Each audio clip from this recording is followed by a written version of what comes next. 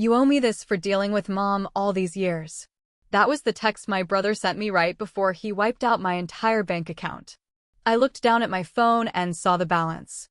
$0. $185,000 transferred out in seconds. That wasn't just savings. That was the settlement money for my daughter Rebecca's leg surgery. It was the only thing standing between her and a lifetime of pain. And the transaction log made it crystal clear who did it. Travis's iPhone. My brother didn't just steal from me. He stole from a crippled 10-year-old because he felt entitled to a payday.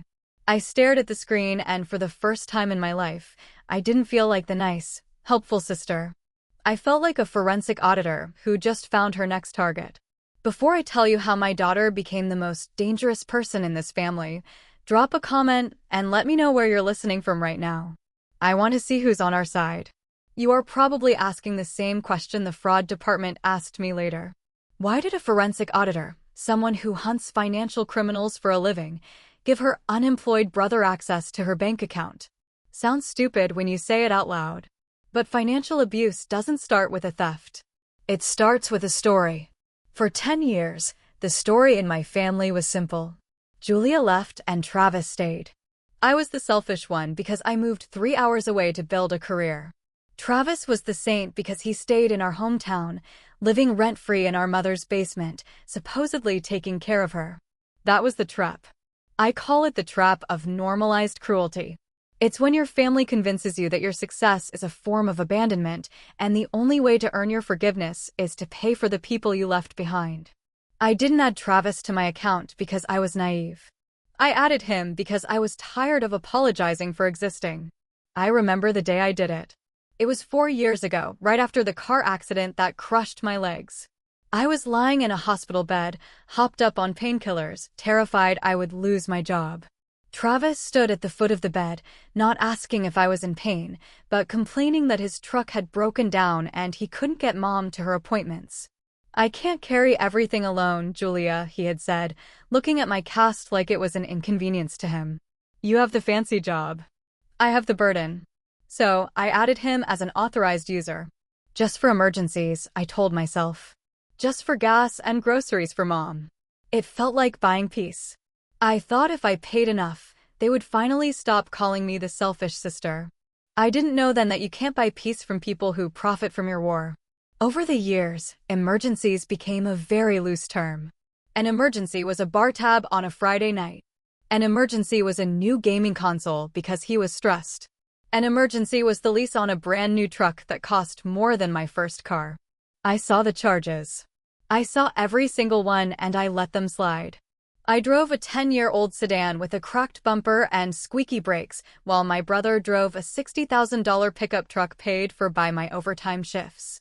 I lived in a rental with questionable plumbing to save money for Rebecca's surgery, while I paid the deposit on Travis's luxury condo because he couldn't pass the credit check. I told myself I was being a good sister. I told myself I was helping him get on his feet. But looking at that zero balance on my phone, the fog finally lifted. I wasn't helping him. I was paying rent for my place in the family.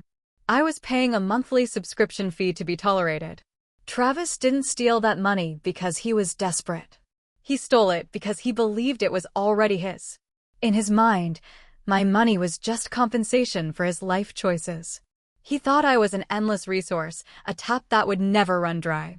But he forgot one critical detail. When you drain the account, you also cancel the subscription. He didn't just take the money. He took the only reason I had to play nice. I closed the banking app and opened my work laptop. The sad, guilty sister died the moment I saw that balance. The woman who replaced her didn't care about keeping the peace. She only cared about the audit. I pulled up the metadata. It was time to see exactly what my brother had been buying with my silence. I cracked my knuckles and logged into the forensic dashboard. For years, I'd used these tools to track down cartel money launderers and corporate embezzlers. I never thought I'd be using them to hunt my own brother. I didn't just look at the bank app. I pulled the raw transaction metadata. The screen filled with lines of code, but to me, it was a map. The money hadn't gone straight into Travis's personal checking account. That would have been too easy, too traceable.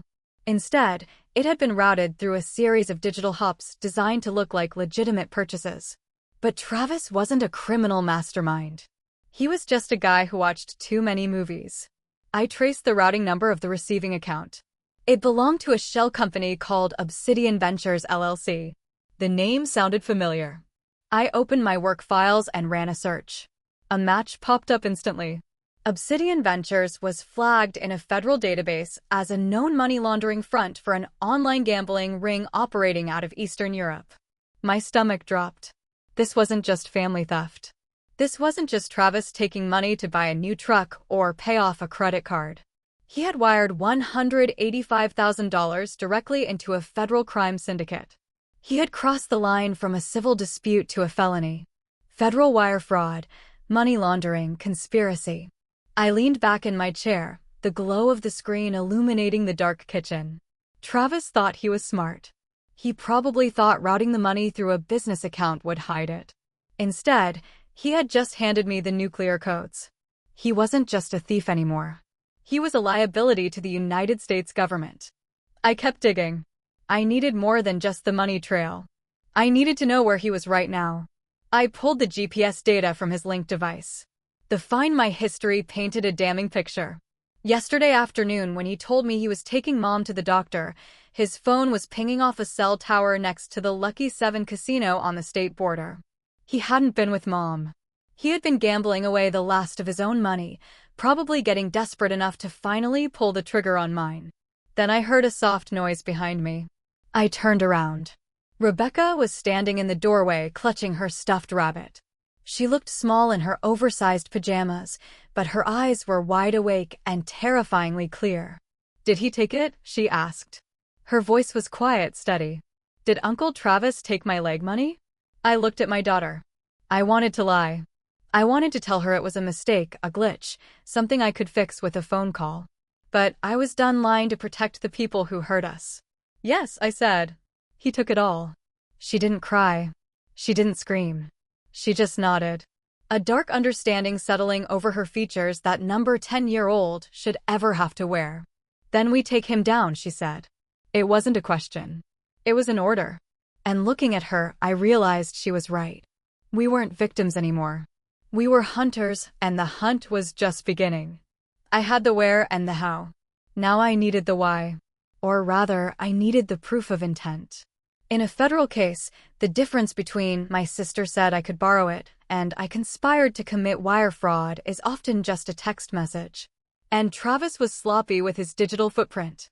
I didn't need a warrant to see his communications. Years ago, when I bought him his first iPhone so he could apply for jobs, I added him to my family sharing plan. He never left it. He probably forgot it existed. I opened the cloud dashboard and clicked on the message archives. He had deleted the thread with Nicole, his girlfriend, but he hadn't cleared the recently deleted folder. I hit restore. The conversation populated the screen timestamped 2 hours ago. "Travis, it's done. The sick finally paid up." "Nicole, all of it?" "Travis, every cent, 185 grand. We're going to Cabo, baby. First class." I stared at the word. That was what I was to him. Not a sister, not a savior, just a Mark, a stupid, gullible Mark who had finally paid out. He wasn't stealing to pay off a loan shark or save our mother's house. He was stealing to party. He was stealing because he felt he deserved a vacation on my dime. I took a screenshot. That was Exhibit A. Then I cross-referenced his location history.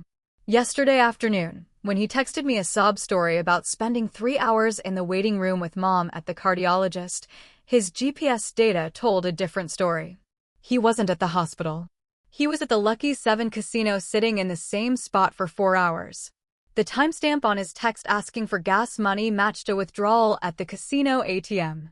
He had gambled away his last $20, walked out to his truck, and decided to rob me.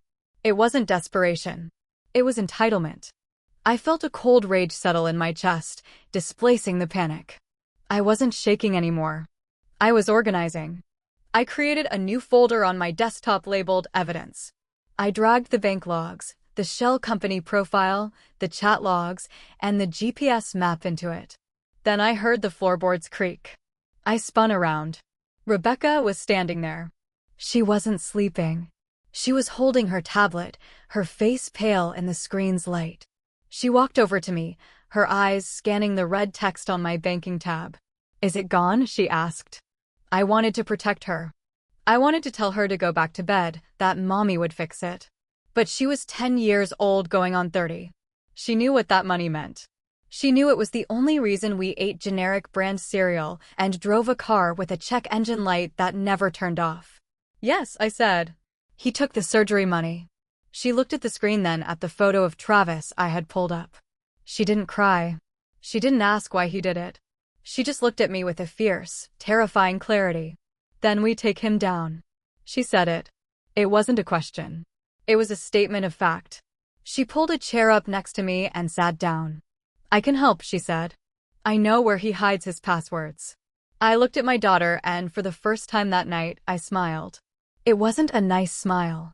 It was the smile of a woman who just realized she wasn't fighting alone. "Hey," I said. "Let's get to work." I didn't call the police. Local cops take reports. They write down what happened and tell you to call your bank in the morning. They don't have the power to stop a wire transfer that's already halfway to an offshore shell company, but the United States Treasury does. I opened my secure work portal. In my line of work, we have a direct line to the Financial Crimes Enforcement Network. It's called ECR, a suspicious activity report. Usually, it takes days to process.